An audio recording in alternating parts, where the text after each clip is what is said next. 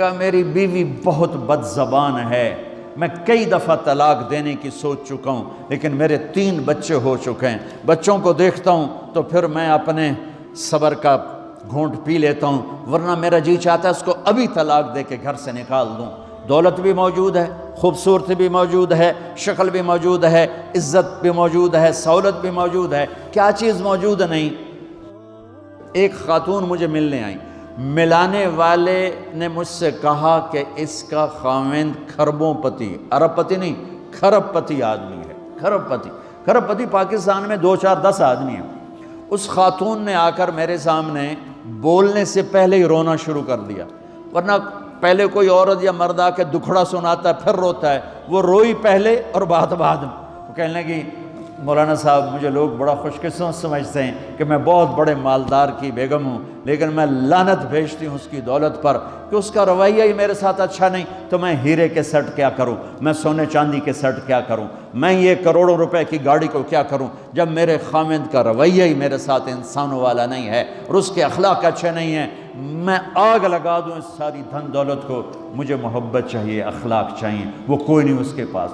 چند دن بعد دوسرا واقعہ سنا، ایک نوجوان بڑا خوبصورت، وہ بھی اسی طرح لیکن اتنا مالدار، کافی مالدار، وہ آ کے میرے پاس بیٹھ کے رونے لگا، مولانا صاحب اب میں کیا کروں، میری زندگی برباد ہو گئی، میرا اتنا عالی شان گھر ہے، اتنی اچھی میری کمائی ہے، آمدنی ہے، لیکن میں کیا کروں۔ یہ اسی کے الفاظ بتانے لگا ہوں، میری بیوی کی زبان 20 فٹ لمبی ہے، میں کہا رکھ دی کتنے 20 فٹ چاہتے، میں کہا وچوں 19 فٹ کٹ دے شاید کچھ کم بن جاوے۔ کہا میری بیوی بہت بد زبان ہے، میں کئی دفعہ طلاق دینے کی سوچ چکا ہوں، لیکن میرے 3 بچے ہو چکے ہیں، بچوں کو دیکھتا ہوں تو پھر میں اپنے صبر کا گھونٹ پی لیتا ہوں، ورنہ میرا جی چاہتا ہے اس کو ابھی طلاق دے کے گھر سے نکال دوں۔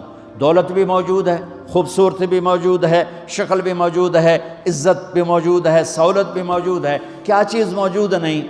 اخلاق موجود نہیں، حسن سلوک موجود نہیں، پیار محبت موجود نہیں۔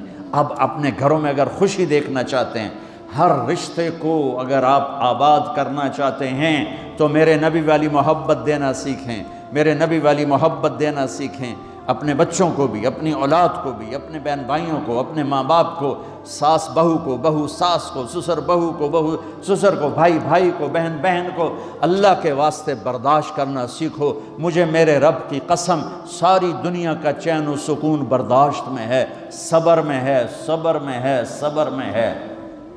زبان۔ ایک نوجوان میرے پاس آیا، کہا جی میری بیوی سے لڑائی ہوتی، مجھے کوئی تعویذ دو۔ میں نے کہا بیویوں پہ تعویذ اثر ہی نہیں کر سکتا۔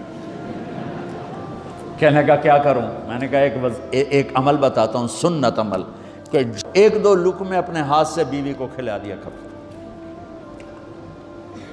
وہ کہنے لگا اس سے کیا ہوگا؟ میں نے کہا تو تم دیکھو گے، پھر میں پوچھوں گا تم سے کیا ہوگا۔ میں نے کہا یہ سنت عمل ہے، اس سے محبت بڑھے گی۔ کوئی 8-10 دن گزرے تو اس کا فون ویسے آ گیا حال احوال پوچھنے میرا، تو مجھے اپنی بات یاد آ گئی۔ میں نے کہا میری بات پہ عمل کیا تھا؟ کہنے لگا نہیں۔ میں نے کہا کیوں؟ کہنے لگا شرم آتی۔ میں نے کہا لڑتے ہوئے شرم نہیں آتی؟ کبھی کوئی کمزور سے بھی لڑتا، عورت تو بیچاری کمزور ہے، چلو یہاں کی عورتیں طاقتور ہیں، سنا ہے کہ بڑی شیرنیاں ہیں اور ان کے خامد سارے بکری، یہ شیر ہیں، الٹا ہی کام ہے، یہاں عورتیں شیر ہیں، خامد بکریاں ہیں۔ اور چلو بھائی تم مہربانی کر کے اپنے خامدوں کو عزت دو، اور ان سے کہتا ہوں اپنی بیویوں کو عزت دو، محبت سے رہو۔ تو میں نے کہا بے وقوف، کبھی کمزور کے ساتھ بھی کوئی لڑتا ہے، اس میں تمہیں شرم نہیں آتی اور اس میں شرم آتی ہے؟ سنت۔ میں نے کہا چل کر اور مجھے بتا۔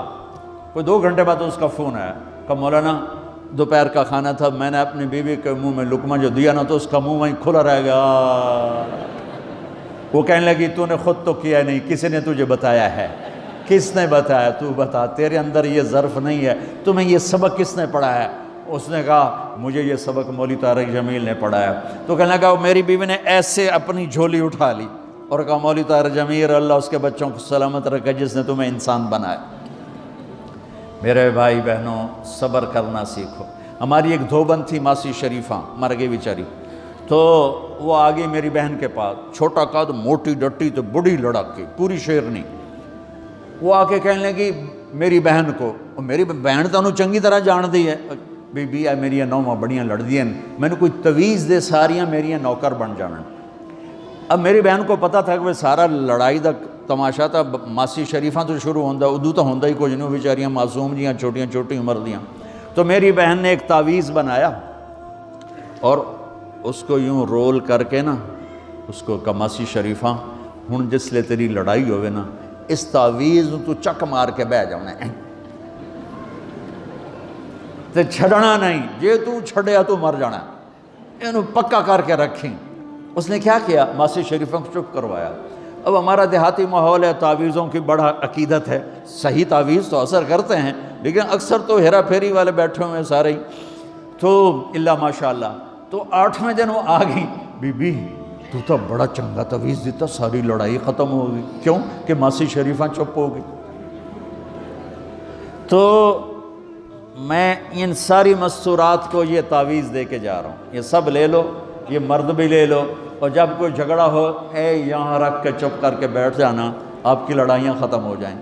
اگر آپ بولتے رہے تو پھر لڑائی ختم نہیں ہوگی۔ میرے نبی کی زندگی سیکھو، معاف کرنا سیکھو، محبت دینا سیکھو، ایسا نہ ہو کہ دو آپس میں بولتے نہ ہوں، ایسی بد اخلاقی سے بچو۔ اور آخری بات یہ ہے، آپ اس ملک میں رہتے ہیں، اب یہ آپ کا ملک ہے، اگر آپ کے پاسپورٹ ہیں تو یہ آپ کا ملک ہے، اس کو اس کے قانون کو عزت دو، اس کے قانون کو احترام دو۔ یہاں کی گورنمنٹ کے ساتھ مجھے پتہ چلا ہے کہ بہت سے لوگ ہیں فرضی بیمار بن کے وظیفے لے رہے ہیں، یہ حرام ہے، یہ دھوکہ ہے، یہ فراڈ ہے۔ جو حکومت آپ کی اتنی ہمدرد ہو کہ گھر بیٹھے آپ کو وظیفہ پہنچائے، آپ کے بچوں کے وظیفے لگائے، آپ کے وظیفے لگائے، انہی کے ساتھ دھوکہ کرنا ہے، انہی کے ساتھ فراڈ کرنا ہے۔ اللہ کی قسم یہ آپ اپنے ساتھ فراڈ کر رہے ہیں، یہ آپ اپنی ذات کو دھوکہ دے رہے ہیں، ان کو نہیں دھوکہ دے رہے، آپ اپنے آپ کو دھوکہ دے رہے ہیں۔ ایک سردار جی ریل میں چڑھا، ہنسی جائے، لوگوں نے پوچھا سردار جی بڑے ہنس رہے ہو؟ کہنے لگا ریلوے والوں کے ساتھ آج بڑا فراڈ کیا، چکر کا دے دیا، ریلوے کو چکر دے دیا ہے۔ کہ سردار جی کیا چکر دیا ہے؟ کہنے لگا واپسی کا ٹکٹ بھی لے لیا ہے اور واپس میں نے آنا کوئی نہیں ہے۔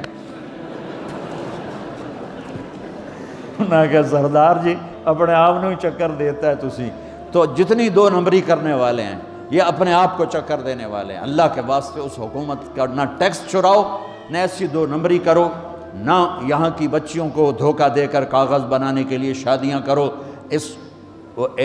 جب انگریزوں کی حکومت تھی انڈیا پر تو دلی میں ایک وہ پک پاکٹ رہتا تھا جیب کترا، اس کا چیلا شام کو 2 روپے لے کر آیا تو اس نے اس کو تھپڑ مارا، سارے دن میں 2 روپے۔ تو کہنے لگا استاد آج بڑا مال مارا تھا، ایک گورے کی جیب کاٹی تھی، بہت پیسہ تھا۔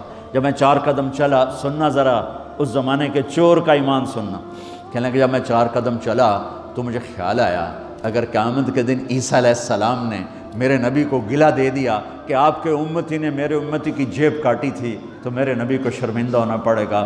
تو پھر میں نے کہا میری وجہ سے میرا نبی شرمندہ ہو، میں نے جا کر اس کو واپس کر دیا، اے 2 روپے اپنے دے کپ کے لے آندے۔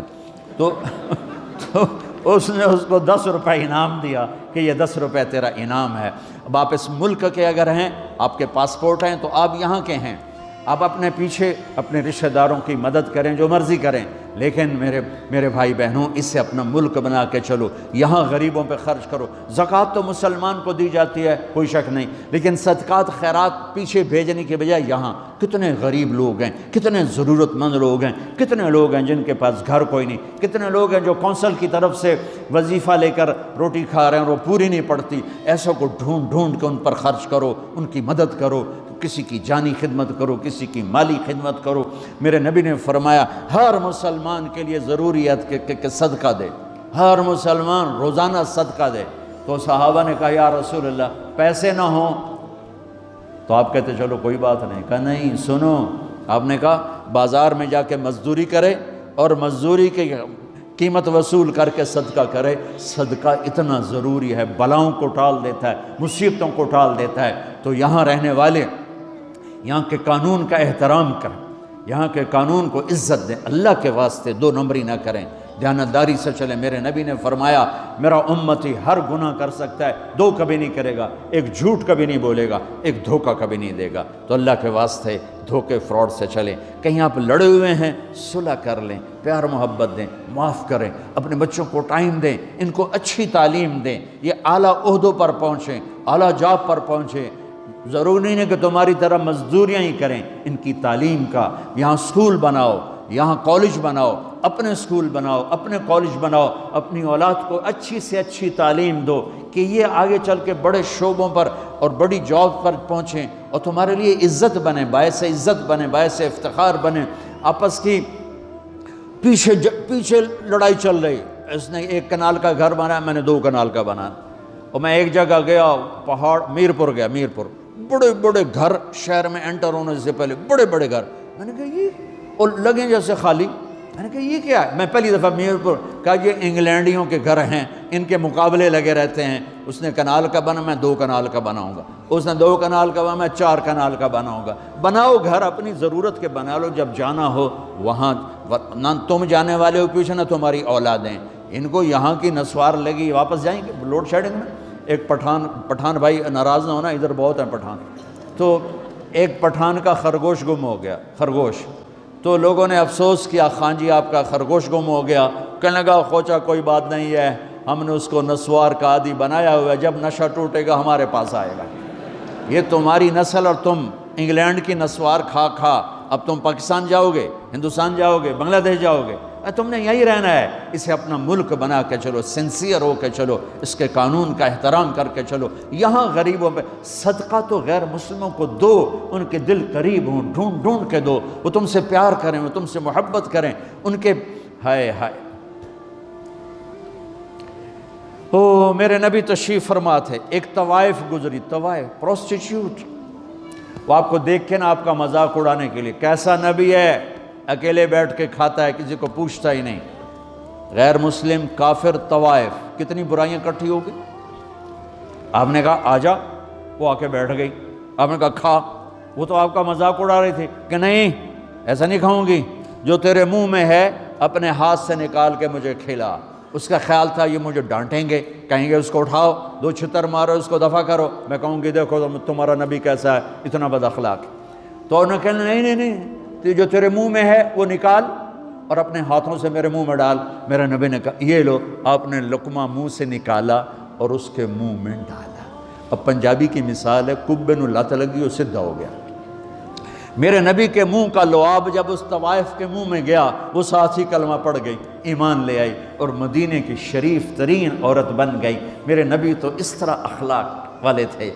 یہاں تو نوکر سسٹم نہیں، میں پاکستان میں بھی روتا رہتا ہوں کہ نوکروں کے برتن الگ ہیں اور مالکوں کے برتن الگ ہیں، عورتوں کی نوکروں کی پلیٹ الگ ہے اور مالکوں کی پلیٹ الگ ہے۔ میرے نبی نے طائف کے کافر آئے، روزانہ ان کے ساتھ بیٹھ کے رات کو کھانا کھاتے تھے، ان کا جھوٹا کھاتے تھے۔